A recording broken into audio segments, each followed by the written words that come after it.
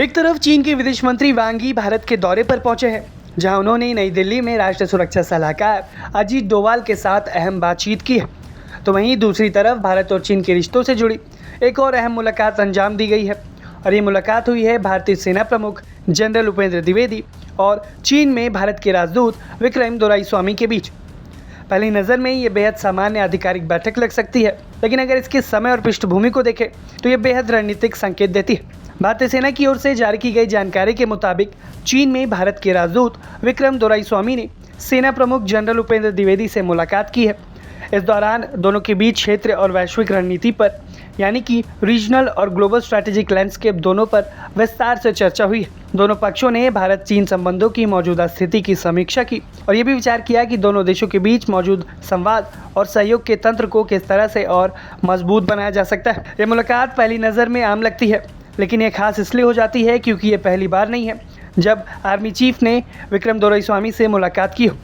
आपको बता दें कि जब विक्रम दोराईस्वामी को चीन में भारत का राजदूत नियुक्त किया गया था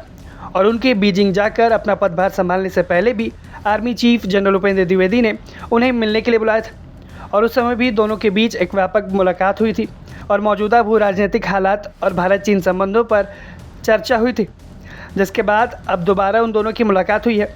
यानी कि चीन रवाना होने से पहले भी राजदूत ने सेना प्रमुख से मुलाकात की थी और अब चीन में अपना पदभार संभाल लेने के बाद, लगभग 1 महीने से ज़्यादा का समय वहां बिता लेने के बाद, वहां के हालात को करीब से समझने के बाद एक बार फिर से सेना प्रमुख के साथ भारतीय राजदूत की ये मुलाकात हो रही। ये मुलाकात ऐसे समय में हो रही है जब भारत और चीन के बीच के रिश्ते सुधरते हुए दिख रहे हैं। चीन के विदेश मंत्री वांग यी भारत में ही मौजूद है, क्योंकि यहाँ पर ब्रिक्स के राष्ट्रीय सुरक्षा सलाहकारों की बैठक में हिस्सा लेने पहुंचे हैं। इस बैठक के इतर भारत और चीन की अहम मुलाकात भी हुई, जिसमें चीनी विदेश मंत्री वांग यी और भारत की ओर से राष्ट्रीय सुरक्षा सलाहकार अजीत डोवाल ने हिस्सा लिया और दोनों के बीच विस्तार से भारत चीन संबंधों पर चर्चा हुई। यहाँ तक कि बैठक के बाद चीन की ओर से जारी बयान में ये भी कहा गया, भारत और चीन राइवल्स नहीं है, यानी कि प्रतिद्वंदी नहीं, जो कि इसी ओर इशारा कर रहा है कि चीन भारत के साथ अपने संबंधों को बेहतर करना चाहता है। और ठीक ऐसे ही समय में सेना प्रमुख और भारतीय राजदूत के बीच एक अहम बैठक होना इसी ओर संकेत देती है कि भारत भी चीन के साथ अपने संबंधों को लेकर पूरी तैयारी कर रहा है। साफ है कि नई दिल्ली चीन के साथ रिश्तों को लेकर